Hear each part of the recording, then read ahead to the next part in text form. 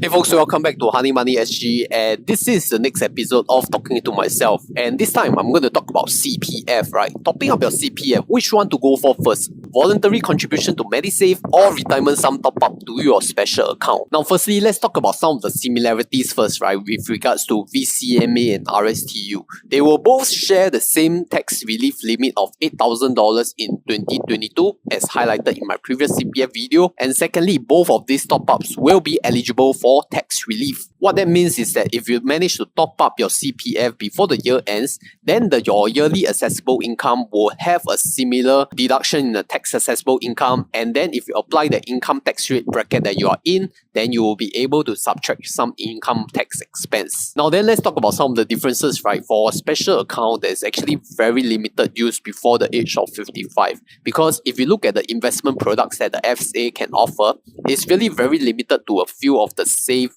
yielding assets like bond funds or government bonds, which is quite sad compared to the 4% risk-free interest rate that the SA is giving, right? So I won't even bother to invest your special account, even if you could. Now let's talk about the Medisave account, the MA. The MA is really quite useful even when you are a young age, right? Because it could pay for your insurance plan premiums, such as your integrated shield plan, as well as your CareShield Life premiums when you turn to age 30. Now, even if you don't sign up for any integrated shield plan, you still have this basic insurance plan which is called the MediShield Life that is initiated by the government, so you will still have to pay premiums on it anyway. And also, if you are admitted to the hospital, some of those bills can be paid via your Medisave account. Of course, that is subjected to the annual limit of the Medisave. So Medisave is really quite useful, right? Because you can even use it at a really young age. So now the question is whether to do a RSTU to your special account first or the voluntary contribution to your Medisave account. And my answer to this is do the voluntary contribution to your Medisave account first. Now I have two reasons, but firstly, let's talk about some of the CPF rules. I think you first have to understand that your RSTU amounts to your special account, both the RSTU that you contributed and the interest earned on the RSTU amount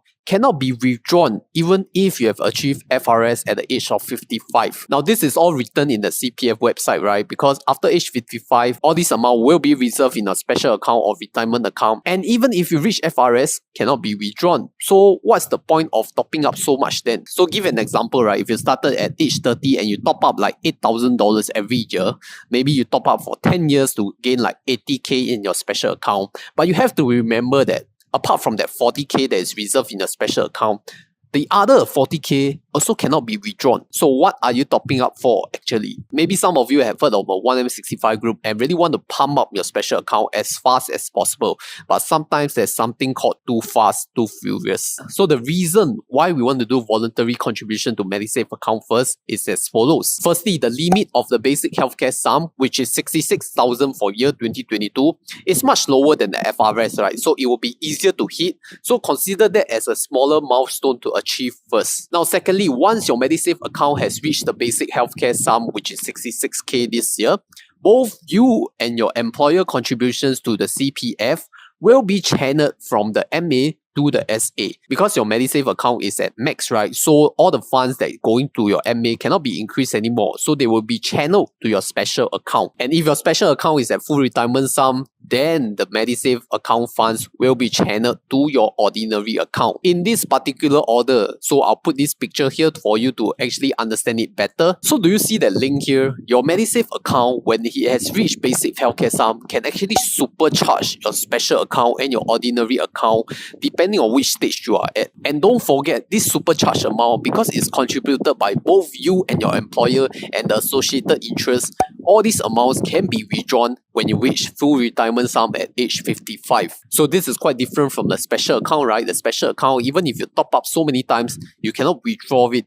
But those Medisave account, because you have topped it up to the max and the other CPF contributions are channeling to your special account and your ordinary account, then these funds can all be withdrawn when you have reached the criteria. So don't go blindly do your retirement sum top up to your special account before you do the voluntary contribution to your Medisave account. Because like I mentioned, there are really a lot of downsides if you top up too much to your retirement sum top up. Focus on maxing out the basic healthcare sum first, especially is 66,000 in year 2022, and then your other CPF strategies can come later. So I hope that you have learned something new and valuable today, and do give me a like at the bottom of the page and comment a thank you if it really helped. I'll greatly appreciate it. And also join our Telegram group at Honey Money SG. Also, if you really want to learn about all the CPF stuff, I have a full playlist dedicated to all my CPF, talking about how to top up and why top up and my strategies going forward. With that, thank you for watching. My name is Christopher. This is Honey Money SG, steering young adults to financial independence.